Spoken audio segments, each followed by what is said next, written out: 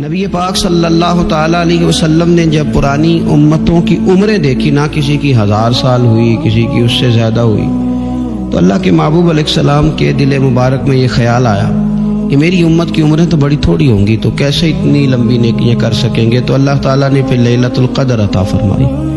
گویا اس ایک رات میں جو آدمی نیکی کرے، 1000 دن نہیں۔ کتنا لوگوں کو شوق ہے کہ کوئی ایسا جیک لگے، یکدم میری ساری چیزیں بڑھ جائیں، اس پر بھی تو ذرا غور کرے نا۔ یہ ایک رات 1000 دن سے نہیں، 1000 مہینے سے افضل ہے۔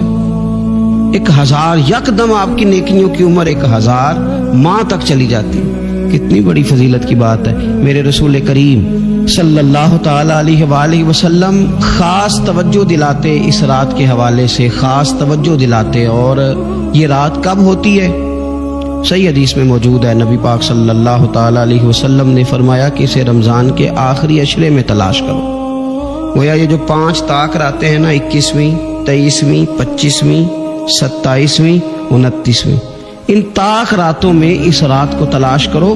اس رات اللہ کے فرشتے نازل ہوتے ہیں، آسمان دنیا پر، زمین پر فرشتے اترتے ہیں۔ حضرت جبریل امین علیہ السلام انہیں لے کر کے آتے ہیں، اور فرشتے کیا کرتے ہیں کہ جو بندہ اس رات اللہ کی یاد میں موجود ہو، جو بندہ اللہ تبارک و تعالیٰ کے ذکر میں موجود ہو، جو بندہ اس دن اللہ تبارک و تعالیٰ کی بارگاہ میں کسی بھی طور پر حاضر ہو، فرشتے اس کے لیے دعائے مغفرت بھی کرتے ہیں اور رب کی بارگاہ میں التجائے رحمت بھی کرتے ہیں۔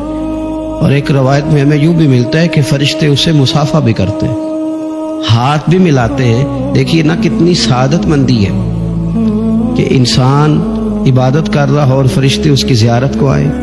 ہمارے صوفیاء فرماتے ہیں تو پکا پروگرام بنا لے عبادت کا، فرشتے کئی بار تیری زیارت کو آیا کریں۔ اور پھر ایک اور بات یہاں بڑی قابل توجہ ہے کہ انسان جب محسوس کرتا ہے مجھے کچھ دیکھ رہا ہے، تو ذرا اس کی عبادت کا انداز بھی تھوڑا تبدیل ہو جاتا ہے۔ تو اگر یہ ذہن ہو ہمارا کہ ہمیں فرشتے دیکھ رہے ہیں اور وہ والی مخلوق دیکھ رہی ہے جو ہماری ڈائری ڈائریکٹ لے جا کے ہمارے رب کی بارگاہ میں پیش کرے، تو پھر کچھ زیادہ ہی توجہ مسلمان کی ہونی چاہیے، زیادہ ہی انہماک ہونا چاہیے، وہ کھو جائے۔ ٹھیک ہے، ہم کمزور بھی ہیں، ہمارے اندر کچھ پریشانیاں بھی ہیں، ہماری بیماریاں بھی ہیں، ہم لاغر بھی ہیں، ضعف بھی آ جاتا ہے، تھکاوٹ بھی ہمیں آ لیتی ہے، لیکن لمبی تو بات ہی کوئی نہیں، 5 تو طاق راتیں۔ حضرت سیدہ عائشہ صدیقہ رضی اللہ تعالیٰ عنہ ارشاد فرماتی ہیں کہ جب رمضان کا آخری عشرہ شروع ہوتا تھا نا، تو نبی پاک اپنی کمر کس لیتے تھے عبادت کے لیے، خود بھی رات کو اٹھتے تھے، ہمیں بھی جگاتے تھے۔ یہ کچھ سونے کے دن تو نہیں ہے، تو جاگنے کے دن ہے۔ ساون کی کالی راتوں میں جب بوندا باندی ہوتی ہے، وہ راتوں کو اٹھ اٹھ روتے ہیں جب خلقت ساری سوتی ہے۔ یہ رب کے بندوں کی شان ہے۔ اور ویسے بھی درویش کہتے ہیں کہ رات پوے تے بے درداں نو نیند پیاری آوے، درد منداں نو تے یاد سجن دی سوتیاں وی آن جگاوے۔ تو یہ وقت ہے خاص، اس خاص وقت اس بات کی طرف ضرور توجہ کرنی چاہیے۔ اور یہ جو کہا گیا نا کہ فرشتے نازل ہوتے ہیں بِإِذْنِ رَبِّهِمْ مِنْ كُلِّ امر، اللہ کے حکم سے آتے اور ہر کام کے لیے، ہر امر خیر کے لیے آتے۔ اس میں بھی ہمارے مفسرین نے لکھا ہے کہ وہ تمہارے لیے پورے سال کا فیصلہ کریں گے کہ تمہیں کیا دیا جائے گا، تم کیا حاصل کرو گے اللہ تبارک و تعالیٰ کی بارگاہ سے۔ تو اس کا معنی یہ ہوا کہ پھر تو یہ لینے کی رات ہے۔ ایسا نہ ہو کہ فرشتے آئے ہوں رب کی بارگاہ سے، یہ پیغام کرم ہو کہ دینا ہے اور لینے والے سو رہے ہوں، وہ آرام میں ہوں۔ تو یاد رکھیں خیرات اسی کے پیالے میں آتی ہے جس کا پیالہ سیدھا ہوتا ہے، اور اگر پیالہ ہی سیدھا نہ ہو تو خیرات پھر پیالے میں نہیں آیا کرتی۔ تو پھر اس کو جو کہا گیا نا کہ یہ سلامتی والی ہے، تو اس میں ایک اور بات بھی ہمارے پھر مفسرین نے لکھی ہے کہ اس رات شیطان تو ویسے ہی قید ہے، اس رات بندے کا نفس بھی نہیں اسے تنگ کرتا۔ یہ طاق راتیں اتنی حسین ہے کہ تھوڑی سی بندہ ہمت کرے تو اللہ عبادت کے لیے اس کے دل کو قرار عطا کر دیتا ہے، اسے سکون ملتا ہے، طبیعت ٹھنڈی ہو جاتی ہے، اور وہ بڑے ذوق کے ساتھ اللہ کی عبادت کرتے ہیں۔ خوب بیداری کا مظاہرہ کریں طاق راتوں میں۔ میں نے رمضان سے پہلے مشورہ دیا تھا کپڑے وقت پہ خرید لو عید کے، اور وقت پہ سلا لو، اور وقت پہ چیزیں لے لو۔ یہ جو خاص دن ہیں عبادت کے، یہ لوگوں کے بازاروں میں گزر جاتے ہیں۔ یہ زیادہ تر وقت ہمارا خریداری میں اور شاپنگ میں اور ایسے مہمل کاموں میں صرف ہو جاتا ہے کہ جن کی وجہ سے یہ خاص چیزیں جو ہمیں میسر آنی تھی ان سے ہم کئی دفعہ رہ جاتے ہیں۔ تو اس رات کرنا کیا ہے؟ زیادہ سے زیادہ کھڑے ہو کے رب کی عبادت کریں، قرآن شریف کی تلاوت کریں، استغفار پڑھیں۔ سیدہ طیبہ طاہرہ حضرت عائشہ صدیقہ رضی اللہ تعالی عنہا نے عرض کی یا رسول اللہ اگر مجھے یہ رات مل جائے تو کیا پڑھوں؟ تو فرمایا عائشہ تم یہ دعا مانگنا، اللہم انک عفو، اے اللہ بے شک تو درگزر کرنے والا، تحب العفو، اور تو درگزر کرنے کو پسند بھی کرتا ہے، فاعف عنی، ہم سے بھی درگزر فرما، ہمارے گناہوں کو معاف فرما۔ یعنی اس رات اللہ سے درگزر کا سوال کریں۔ جن لوگوں کے سامنے اپنی خطائیں ہوتی ہیں وہ تو ویسے بیچارے ہر وقت معافی مانگتے رہتے ہیں، جن کے پیش نظر اپنی غلطیاں ہوتی ہیں، جو اپنے رب کریم کی بارگاہ میں حاضر ہونے کا ارادہ رکھتے ہیں صاف ستھرا ہو کر، وہ تو ویسے ہی معافی کے طلبگار ہوتے ہیں۔ تو یہ تو خاص چانس ملا ہے معافی مانگنے کا، تو بالکل سستی کا مظاہرہ نہ کریں، بالخصوص وہ لوگ جو اعتکاف میں موجود ہیں۔ نیند تو کسی وقت بھی آ جاتی ہے، آپ دوپہر کو بھی ذرا چپ کر کے لائٹ آف کریں تو یہ آ ہی جاتی ہے۔ آپ سر شام بھی تھوڑا سا کھانا کھانے کے بعد اگر کمر سیدھی کرنے کو بھی لیٹ جائیں تو نیند تو پھر بھی آ ہی جاتی ہے۔ لیکن یہ سنہری قسم کے ایام ہیں، سختی نہیں، پابندی نہیں، فرض نہیں، لیکن اگر شوق کے ساتھ، ذوق کے ساتھ، توجہ کے ساتھ، میں ایک مثال دیا کرتا ہوں کہ یہ ہمارے پاس قیمتی دن ہے رمضان کے، ایک عمل کا ثواب 70 کے برابر ہے۔ جس طرح انسان کے پاس کوئی چیز تھوڑی دیر کے لیے آئے تو اس نے جانا ہو تو لوگ اس سے زیادہ فائدہ اٹھانے کی کوشش کرتے۔ دیہاتوں میں نا غریب گھروں میں استری نہیں ہوتی تھی، ہر گھر میں نہیں ہوتی تھی، تو کسی پڑوس سے استری لے کے آتے تھے تو بوڑھے لوگ یہ کہا کرتے تھے کہ زیادہ کپڑے استری کر لو، استری واپس کرنی ہے۔ جس چیز کو واپس کرنا ہو تھوڑی دیر کے لیے ہمارے پاس ہو، اس سے زیادہ لوگ نفع لینے کی کوشش کرتے ہیں، تو یہ تو تھوڑے دن باقی رہ گئے، تاک راتیں تھوڑی رہ گئی، زیادہ نفع لینے کی کوشش کریں۔ اللہ تعالیٰ اس سال جب فرشتے لیلۃ القدر پہ آئیں تو وہ امت مسلمہ کے لیے ایسا رحمت کا پیغام لے کے آئیں کہ دین پھر سے غالب ہو جائے، اسلام پوری دنیا کے اندر اپنے غلبے کے ساتھ سامنے آ جائے، کفر کا، ظلم کا، زیادتی کا، جبر کا ہمیشہ کے لیے خاتمہ ہو جائے۔ نبی پاک صلی اللہ تعالیٰ علیہ وسلم نے جب پرانی امتوں کی عمریں دیکھی، نہ کسی کی 1000 سال ہوئی، کسی کی اس سے زیادہ ہوئی، تو اللہ کے محبوب علیہ السلام کے دل مبارک میں یہ خیال آیا کہ میری امت کی عمریں تو بڑی تھوڑی ہوں گی، تو کیسے اتنی لمبی نیکیاں کر سکیں گے؟ تو اللہ تعالیٰ نے پھر لیلۃ القدر عطا فرمائی۔ گویا اس ایک رات میں جو آدمی نیکی کرے، 1000 دن نہیں، کتنا لوگوں کو شوق ہے کہ کوئی ایسا جیک لگے، یکدم میری ساری چیزیں بڑھ جائیں، اس پر بھی تو ذرا غور کرے نا۔ یہ ایک رات 1000 دن سے نہیں، 1000 مہینے سے افضل ہے۔ 1000 یکدم آپ کی نیکیوں کی عمر 1000 ماہ تک چلی جاتی، کتنی بڑی فضیلت کی بات ہے۔ میرے رسول کریم صلی اللہ تعالی علیہ وآلہ وسلم خاص توجہ دلاتے، اس رات کے حوالے سے خاص توجہ دلاتے۔ اور یہ رات کب ہوتی ہے؟ صحیح حدیث میں موجود ہے، نبی پاک صلی اللہ تعالی علیہ وسلم نے فرمایا کہ اسے رمضان کے آخری عشرے میں تلاش کرو۔ گویا یہ جو 5 طاق راتیں ہیں نا، 21ویں، 23ویں، 25ویں، 27ویں، 29ویں، ان طاق راتوں میں اس رات کو تلاش کرو۔ اس رات اللہ کے فرشتے نازل ہوتے ہیں، آسمان دنیا پر، زمین پر فرشتے اترتے، حضرت جبریل امین علیہ الصلوۃ والسلام انہیں لے کر کے آتے ہیں، اور فرشتے کیا کرتے ہیں کہ جو بندہ اس رات اللہ کی یاد میں موجود ہو، جو بندہ اللہ تبارک و تعالیٰ کے ذکر میں موجود ہو، جو بندہ اس دن اللہ تبارک و تعالیٰ کی بارگاہ میں کسی بھی طور پر حاضر ہو، فرشتے اس کے لیے دعائے مغفرت بھی کرتے ہیں اور رب کی بارگاہ میں التجائے رحمت بھی کرتے ہیں۔ اور ایک روایت میں ہمیں یوں بھی ملتا ہے کہ فرشتے اسے مصافحہ بھی کرتے ہیں، ہاتھ بھی ملاتے ہیں۔ دیکھیے نا کتنی سعادت مندی ہے کہ انسان عبادت کر رہا ہو اور فرشتے اس کی زیارت کو آئیں۔ ہمارے صوفیاء فرماتے ہیں تو پکا پروگرام بنا لے عبادت کا، فرشتے کئی بار تیری زیارت کو آیا کریں۔ اور پھر ایک اور بات یہاں بڑی قابل توجہ ہے کہ انسان جب محسوس کرتا ہے نا مجھے کچھ دیکھ رہا ہے، تو ذرا اس کی عبادت کا انداز بھی تھوڑا تبدیل ہو جاتا ہے۔ تو اگر یہ ذہن ہو ہمارا کہ ہمیں فرشتے دیکھ رہے ہیں اور وہ والی مخلوق دیکھ رہی ہے جو ہماری ڈائری ڈائریکٹ لے جا کے ہمارے رب کی بارگاہ میں پیش کرے، تو پھر کچھ زیادہ ہی توجہ مسلمان کی ہونی چاہیے، زیادہ ہی انہماک ہونا چاہیے، وہ کھو جائے۔ ٹھیک ہے ہم کمزور بھی ہیں، ہمارے اندر کچھ پریشانیاں بھی ہیں، ہماری بیماریاں بھی ہیں، ہم لاغر بھی ہیں، ذوف بھی آ جاتا ہے، تھکاوٹ بھی ہمیں آ لیتی ہے، لیکن لمبی تو بات ہی کوئی نہیں، 5 تو طاق راتیں۔ حضرت سیدہ عائشہ صدیقہ رضی اللہ تعالیٰ عنہ ارشاد فرماتی ہیں کہ جب رمضان کا آخری عشرہ شروع ہوتا تھا نا تو نبی پاک اپنی کمر کس لیتے تھے عبادت کے لیے، خود بھی رات کو اٹھتے تھے، ہمیں بھی جگاتے تھے، کیونکہ سونے کے دن تو نہیں ہے، تو جاگنے کے دن ہے۔ ساون کی کالی راتوں میں جب بوندا باندی ہوتی ہے، وہ راتوں کو اٹھ اٹھ روتے ہیں جب خلقت ساری سوتی ہے۔ یہ رب کے بندوں کی شان ہے۔ اور ویسے بھی درویش کہتے ہیں کہ رات پوے تے بے درداں نو نیند پیاری آوے، درد منداں نو تے یاد سجن دی ستیاں وی آن جگاوے۔ تو یہ وقت ہے خاص، اس خاص وقت اس بات کی طرف ضرور توجہ کرنی چاہیے۔ اور یہ جو کہا گیا نا کہ فرشتے نازل ہوتے ہیں بِإِذْنِ رَبِّهِمْ مِنْ كُلِّ امر، اللہ کے حکم سے آتے اور ہر کام کے لیے، ہر امر خیر کے لیے آتے۔ اس میں بھی ہمارے مفسرین نے لکھا ہے کہ وہ تمہارے لیے پورے سال کا فیصلہ کریں گے کہ تمہیں کیا دیا جائے گا، تم کیا حاصل کرو گے اللہ تبارک و تعالیٰ کی بارگاہ سے۔ تو اس کا معنی یہ ہوا کہ پھر تو یہ لینے کی رات ہے۔ ایسا نہ ہو کہ فرشتے آئے ہوں رب کی بارگاہ سے یہ پیغام کرم ہو کہ دینا ہے اور لینے والے سو رہے ہوں، وہ آرام میں ہوں۔ تو یاد رکھیں خیرات اسی کے پیالے میں آتی ہے جس کا پیالہ سیدھا ہوتا ہے، اور اگر پیالہ ہی سیدھا نہ ہو تو خیرات پھر پیالے میں نہیں آیا کرتی۔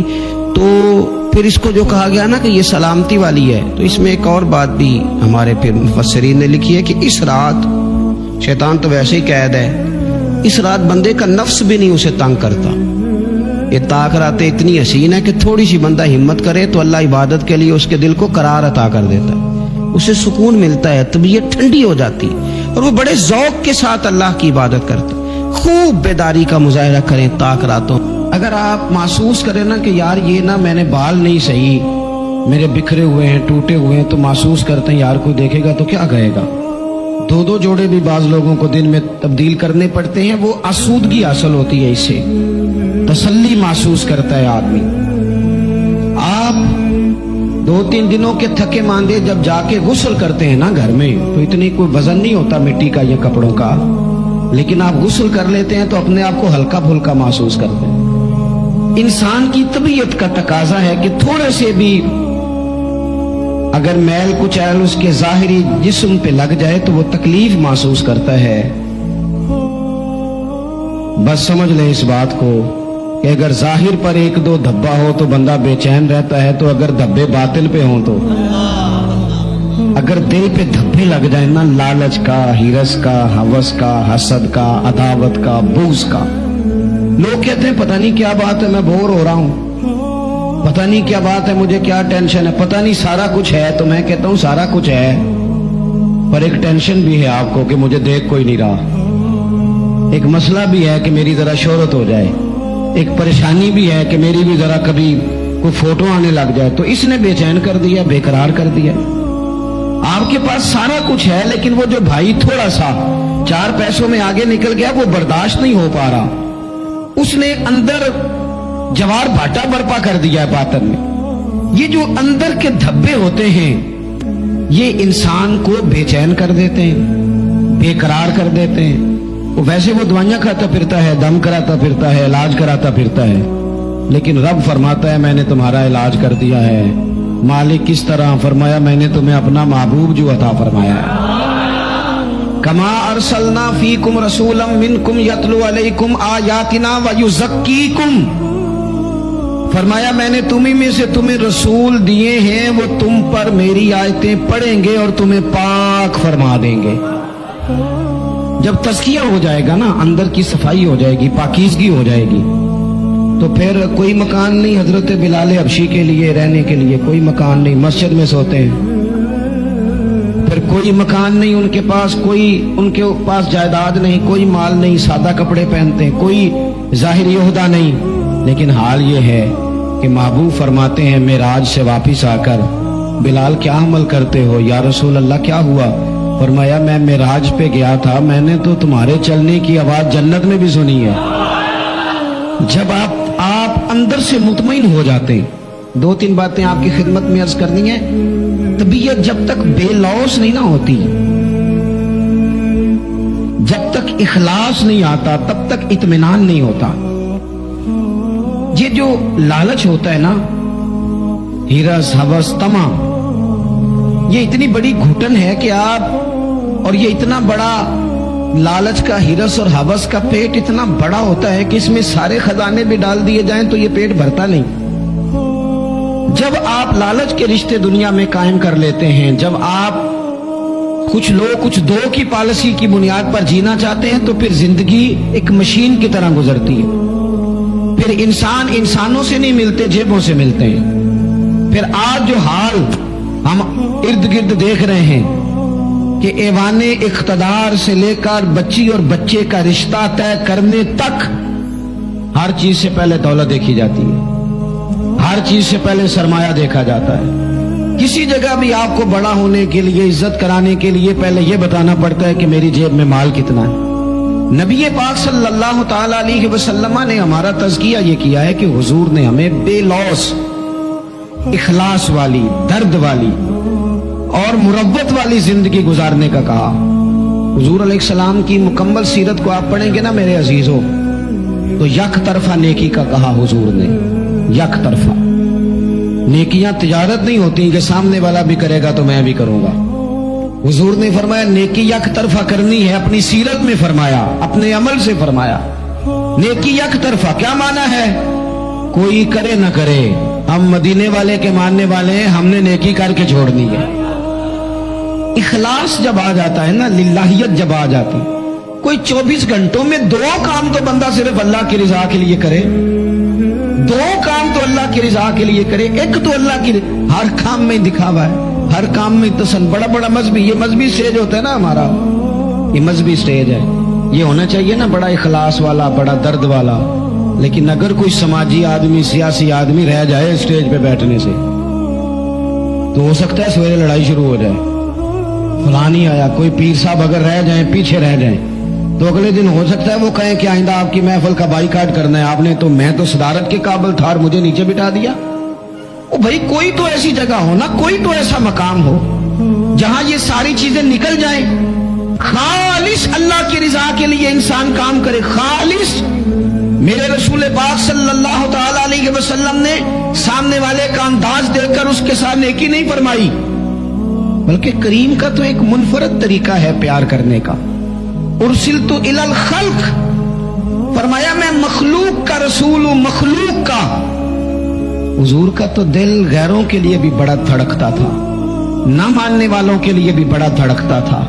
बदर में जो लोग आए थे वो कोई फूल की पत्तियां लेके तो नहीं ना आए थे, बदर में जो लोग आए थे वो घी शक्कर लेके तो नहीं ना आए थे, वो तो तलवारें लेके बाकायदा लड़ने को आए।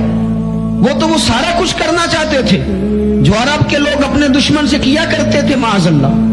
वो पहले कत्ल कर देते, फिर नाक काट डालते, फिर कान काट डालते, फिर वो टुकड़े कर देते। वो सारा कुछ करने आए थे। अल्लाह ने मुसलमानों की मदद की। 313 1000 के मुकाबले में लड़े, पर जब रब मदद करे तो फिर कामयाबियां आया करती हैं। नतीजा क्या निकला? सिर्फ 14 मुसलमान शहीद हुए, 70 कुफार को कैदी बना के लाया गया। मैंने कहा ये फूल पत्तियों वाले लोग नहीं थे, घी शक्कर वाले नहीं थे, तोहफों के तबादले वाले नहीं थे। ये पत्थर मारने वाले थे, कांटे बिछाने वाले थे, तकलीफ देने वाले थे। चौकों में, चौराहों में, गलियों में, कमरों में बैठकर इस्लाम के खिलाफ मंसूबाबंदी करने वाले थे। नबी पाक अलैहिस्सलाम को कैसे माअज़ल्लाह तकलीफ पहुंचाई जाए उसके लिए ये प्लान करने वाले थे। लेकिन हजरत अनस बिन मालिक फरमाते हैं, मैं जब बदर के वो कैदी आए तो जाहिर है हमें गुस्सा था, उन्होंने बड़ा सताया था, हमने जरा रस्सियां जोर से बांधी उनकी। मैं आपसे अर्ज करूं, नहीं दर्द रहा हमारे दिल में।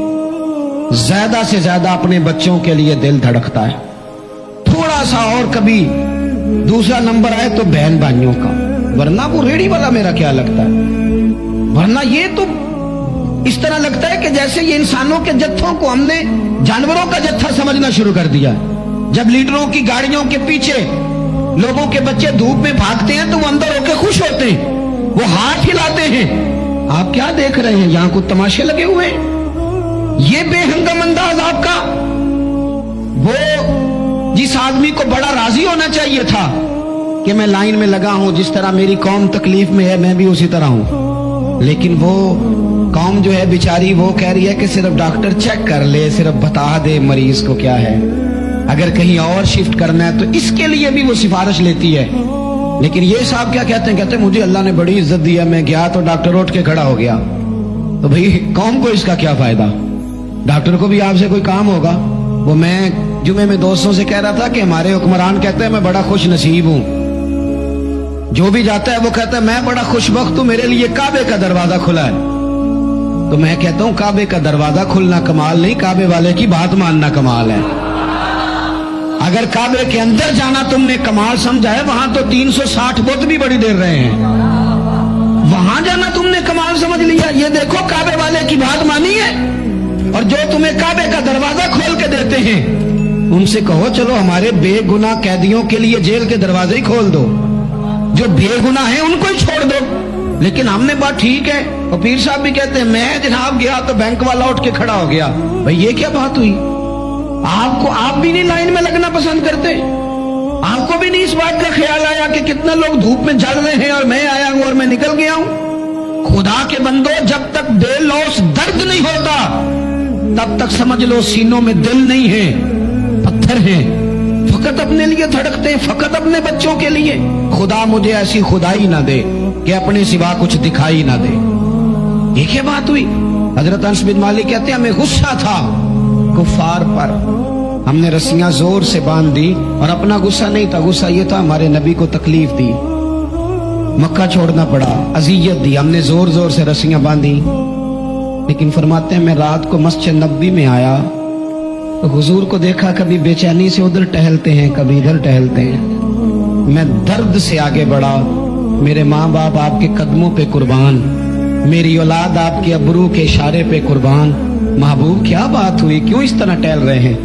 حضور فرمانے لگے انس تم نے ان کی رسیاں زور سے باندھ دی ہیں, یہ ہائے ہائے کرتے ہیں مجھے نیند نہیں آتی, یہ ہائے ہائے کرتے ہیں مجھے نیند, ان کی رسیاں ذرا ڈھیلی کر دو تاکہ میں سو جاؤں. کسی سے تو پیار کرنا یار, کسی کا تو درد پیدا کرنا. یہ نہیں ہو سکتا کہ تو ناجائز کمائی کما کے لائے, تو کسی کے بچوں کا نوالا چھین کے لائے اور پھر تیرا بچہ ڈاکٹر بن جائے, یہ کیسے ہو سکتا ہے. تو ناجائز پیسے اکٹھے کر کے لائے اور تیرا بچہ انجینئر بن جائے, یہ کیسے ہو سکتا ہے. یہ کیسے ہو سکتا ہے کہ تو کسی کا گھر اجاڑ کے اپنا گلشن آباد کرنا چاہیے, کیسے ہوگا. آپ اگر چاہتے ہیں کہ ہمارے گھروں میں روشنی آئے تو پھر کسی اور کے آنگن میں دیا جلانا شروع کریں.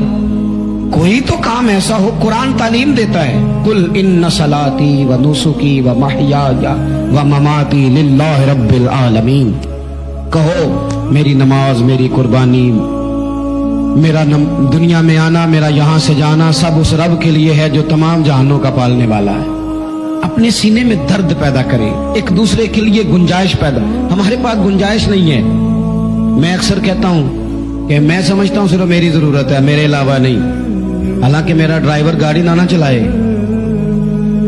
تو میں تو سو جاتا ہوں گاڑی میں, وہ گاڑی نہ چلائے تو میں تو پہنچتا ہی نہیں. چلے ساری باتیں چھوڑیں, یہ مائک والا اگر اس کا مائک خراب ہو جائے تو محفل کا سارا کام رک گیا کہ نہیں رک گیا.